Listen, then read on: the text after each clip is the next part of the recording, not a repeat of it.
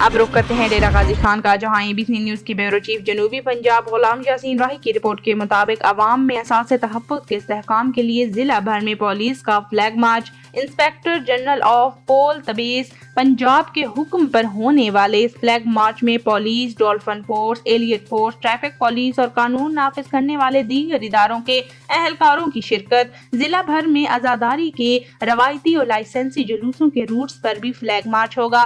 DPO سید علی کی قیادت میں فلیگ مارچ پولیس لائن سے شروع ہو کر بمبے چوک سمیت پل ڈاٹ تا ہوتا ہوا واپس پولیس لائنز پر ختم ہوا۔